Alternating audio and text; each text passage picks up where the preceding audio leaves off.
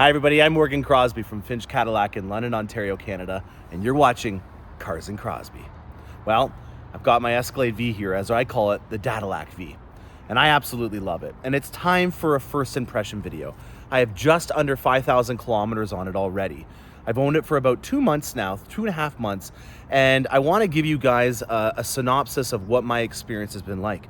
I was very fortunate to have a regular Escalade before this. I had a Sport, so I also have some knowledge in terms of what the differentiation is between the regular full-size SUVs that GM offers and what the V version offers. It's not a Blackwing, as our friends from Throttle House did in their episode, to try to figure out why this thing, even though it has more horsepower than the other Vs from Cadillac have, why it's not a Blackwing. And you're gonna learn all about my first impressions on today's episode, starting now.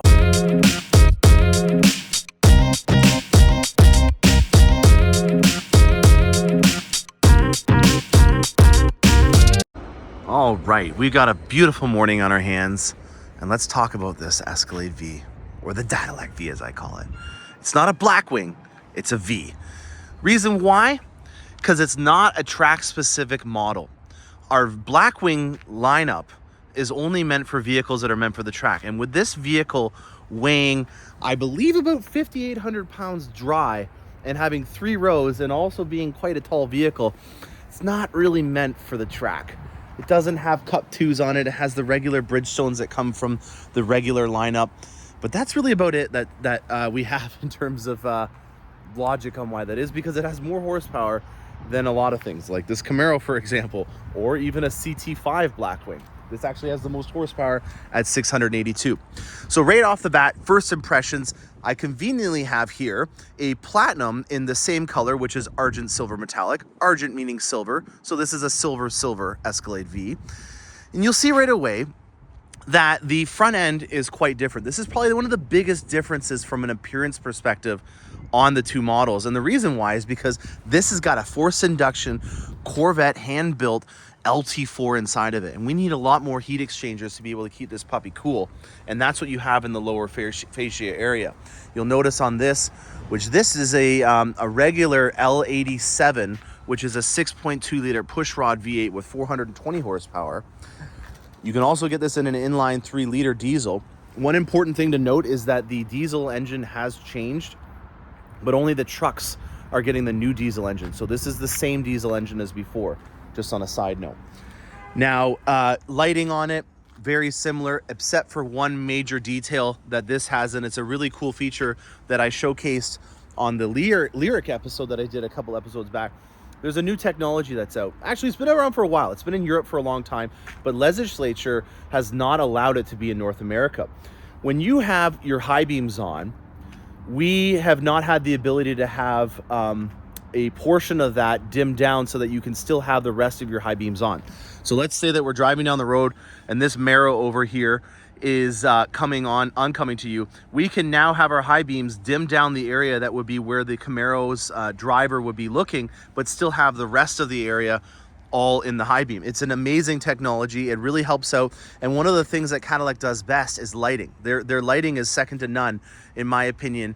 And to have, you know, the entire area that's coming onto you lit up like the day, even when you're in the city, but still have no people, you know, flicking their high beams on to let you know that you've got your high beams on and it's in their face and causing some danger to them. That's a really great technology that we've had added on. So this is actually the only vehicle that has it, because it's only allowed in Canada right now. So the American Escalade Vs will not have it. The first times that the Yanks will get their crack at it will be with the Cadillac Lyric. Another thing that I've done on the front end while we're here is the monochromatic emblems. I've been doing this for a long time and trying to get a consistent design language on these vehicles, so cleaning them up. If there's anything that has any tertiary colors on it, for example, with this crest having the gold, the maroon, and the blue, I want to get rid of it. I want to make it so that when you look at the vehicle, your eyes aren't directed right towards that color that stands out, because it's nowhere else on the vehicle. Now with the Escalade V though, there are some badges. And I'm proud of these badges, especially because of the history and the pedigree that comes with it. If you didn't know, Escalades, Cadillacs in particular, were pretty well known for our V engines. And so even on the backs of the seats, I'll just show you for an example, there's little V's.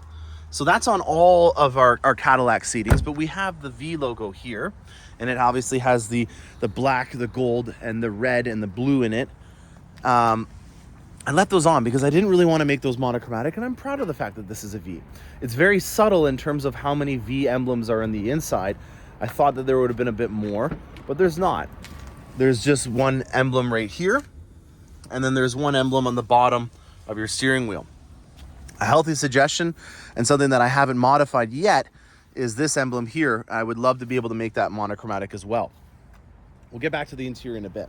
If you're just following along for the first time, one of the things that I try to do on my channel is show you what it's like to have the vehicle. You know, anyone can do a drag race, anyone can take it off of a jump, all that kind of stuff. I'm not here for the shock and awe. I'm here for the lifestyle component of this. I want to show you guys what it's like to own these vehicles so that hopefully in the future, if you're looking at getting one, you have a little bit more knowledge to help you out in that purchase. You know, with me having a daughter now, this has become the Cadillac V. And, you know, I wouldn't have ever expected it, but my daughter absolutely loves the grumble of the V8 engine and the exhaust in this, and it puts her right to sleep. Never would have thought that that was the case unless I owned one of these, had a car seat in there, went on some trips, and found out that when she wakes up because of a sudden noise with something, I just lower it down the speed and accelerate, and she goes right back to sleep. Never would have known that. You know, I had a C8 Corvette. I've also had a Tahoe and a regular Escalade, so I know the other vehicles from this platform, and that's really one of the biggest things that I want to talk to you guys about today is my first impressions with having a V. Just like with the Corvette, I would say that this is probably the closest example to it. The V has that bandwidth, that broadband. It has the ability to be a mild to wild child, and that can be a very cliche term in the automotive industry to say, oh, this is the mild to wild button, but it really is on a whole nother level. With the Corvette, that was the last time that I was in a vehicle where it exceeded all my expectations in terms of me knowing that this is going to be a new Corvette with more power and more fancier features and stuff like that. But even when I got into it, after I signed on the dotted line, I was blown away with the amount of technology and engineering that went behind it. You could really feel like there was somebody that was very smart at what they did, and they thought this through when they made the vehicle. And that's the same when I see this. Not to knock on other car manufacturers, but there's one in particular, Dodge, that puts a big, huge honking supercharged V8 engine inside of the vehicle and calls it a day. And that, in my opinion, is a one-trick pony.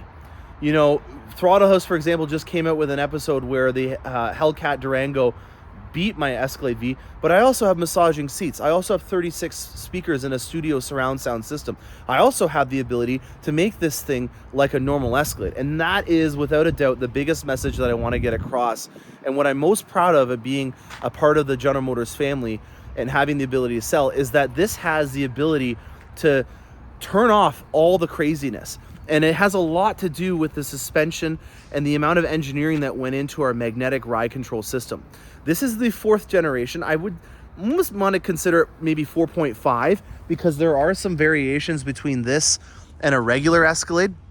And the magnetic ride control system is bar none one of the most advanced technologies that changes everything about a vehicle. You know, the vehicle on a Corvette, for example, this is a C8 that we're just about to wrap in a really cool green. You know, the ability for it to be able to detect if it's drifting or if it's on a situation where it's hydroplaning is really amazing technology, or the fact that it can do 0 to 60 in 2.8 seconds because of the ability for it to read the road thousands of times a second. Where this has different advantages is that it can keep the ride of the vehicle stable. So classic example that I would showcase on a delivery or on a test drive would be taking a coffee, putting it in the cup holder and stopping hard, aggressively, and watching how the ride control system with this magnetic ride control system, it stabilizes the vehicle so that there's no dip. You're always in a level playing field. And that ability to be able to alter the suspension in that kind of way changes your entire experience with a vehicle. And so when I press the V button, so I'll show you where it is. It's very subtle. And again, that's kind of the nice thing, you know, it doesn't need to showcase and flaunt its abilities, and I think that's reflected in the subtleness of where the logos and stuff are. This is the little magic button right here. Sorry, I was just flipping you the bird. This is the little magic button right here. That is your V mode. So I'm gonna fire her up. That never gets old. We'll get to that on a later episode. And getting all warmed up here. And I press this little button right here, and there is a great visualization of what's just happened.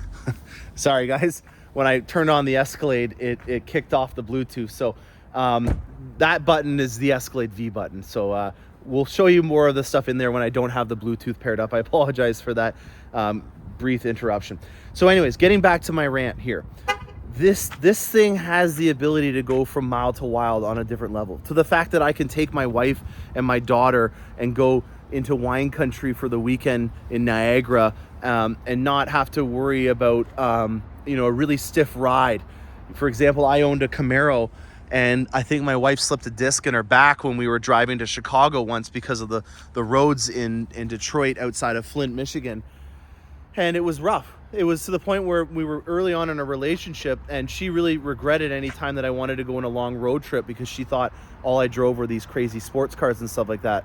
And to the point where down the road, I took my wife on our honeymoon during COVID in my Corvette all around Quebec. So we did about 2,000 kilometer adventure in my Corvette. So to think that from the 2016 Camaro that I had to the 2020 Corvette, her opinion changed a lot. Obviously, she married me, so it definitely changed a lot. But that just goes to show you, from somebody that's not a car person, Mrs. Cars and Crosbie doesn't really care a lot for vehicles, that she even noticed the difference in it with the ride. And this takes it to another level in terms of having that dynamic capability to change it from being just a regular Escalade to an absolute monster. And the monster comes from the growl from this exhaust. They did an amazing job on the exhaust note from this vehicle.